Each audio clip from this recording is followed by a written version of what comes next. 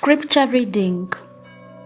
A reading from the first book of Samuel, chapters 21 and 22. Chapter 21. David came to Nob to the priest Ahimelech. Ahimelech came trembling to meet David and said to him, "Why are you alone and no one with you?" David said to the priest Ahimelech, "The king has charged me with a matter and said to me, 'No one must know anything of the matter about which I send you and with which I have charged you.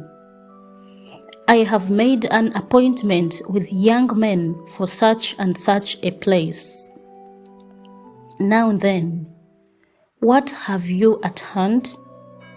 Give me 5 loaves of bread, or whatever is here."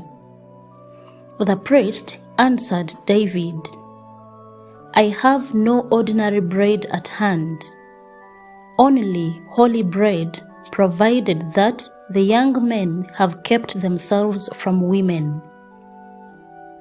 David answered the priest, "Indeed, women have been kept from us as always when I go on an expedition.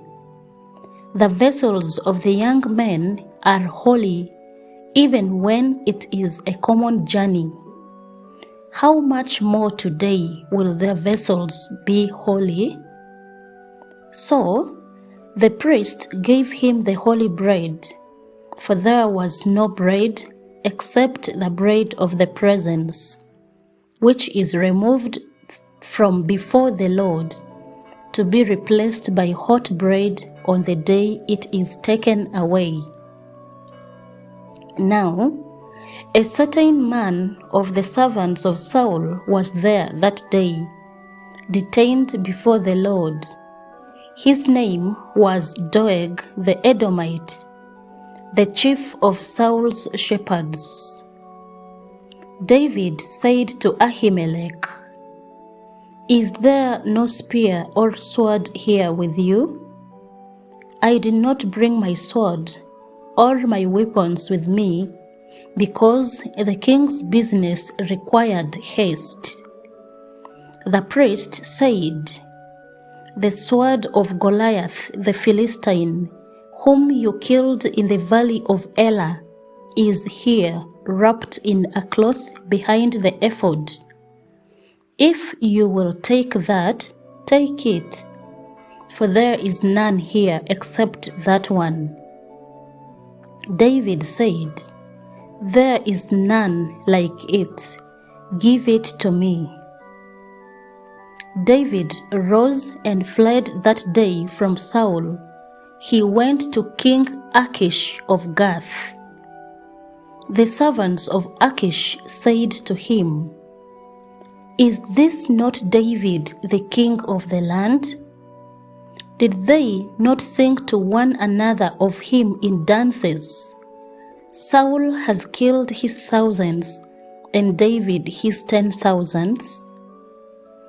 David took these words to heart and was very much afraid of King Achish of Gath. So he changed his behavior before them. He pretended to be mad when in their presence. He scratched marks on the doors of the gate and let his spittle run down his beard. Achish said to his servants, "Look, you see the man is mad. Why then have you brought him to me?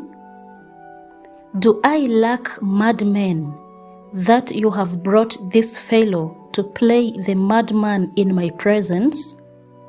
Shall this fellow come into my house?" Chapter 22.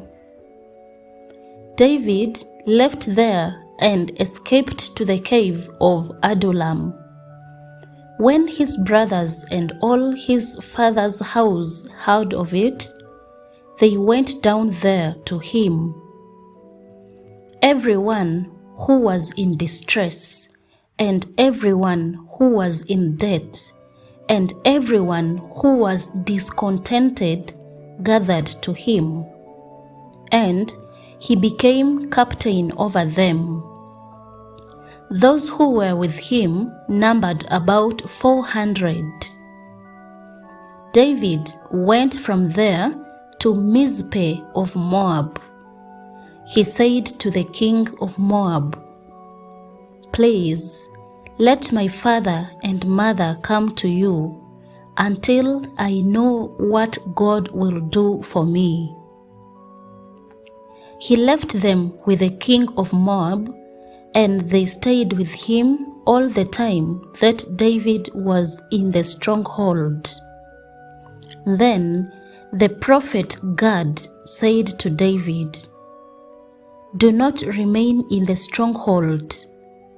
Leave and go into the land of Judah." So David left and went into the forest of Hereth. Saul heard that David and those who were with him had been located.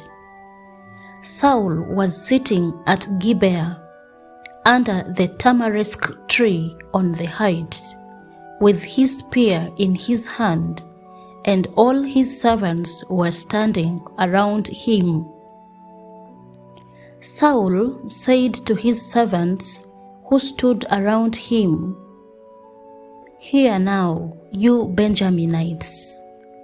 Will the son of Jesse give every one of you fields and vineyards? Will he make you all commanders of thousands and commanders of hundreds? Is that why all of you have conspired against me? No one discloses to me when my son makes a league with the son of Jesse. None of you is sorry for me or discloses to me that my son has stirred up my servant against me to lie in wait as he is doing today." Doeg the Edomite, who was in charge of Saul's servants, answered, "I saw the son of Jesse coming to Nob, to Ahimelech, son of Ahitub. He inquired of the Lord for him, gave him provisions, and gave him the sword of Goliath the Philistine." The king sent for the priest Ahimelech, son of Ahitub, and for all his father's house, the priests who were at Nob, and all of them came to the king. Saul said, "Listen now, son of Ahitub." He answered, "Here I am, my lord." Saul said to him, "Why have you conspired against me, you and the son of Jesse, by giving him bread and a sword, and by inquiring of God for him, so that he has risen against me to lie in wait as he is doing today?" Then Ahimelech answered the king, "Who among all your servants is so faithful as David? He is the king's son-in-law, and is quick to do your bidding, and is honored in your house. Is today the first time that I have inquired of God for him? By no means. Do not let the king impute anything to his servant or to any member of his father's house, for your servant has known nothing of all this, much or little." The king said, "You shall surely die, Ahimelech." you and all your father's house." The king said to the guard who stood around him, "Turn and kill the priests of the Lord, because their hand also is with David." They knew that he fled and did not disclose it to me. But the servants of the king would not raise their hand to attack the priests of the Lord. Then the king said to Doeg, "You, Doeg, turn and attack the priests." Doeg the Edomite turned and attacked the priests. On that day, he killed 85 who wore the linen ephod. Nob, the city of the priests, he put to the sword.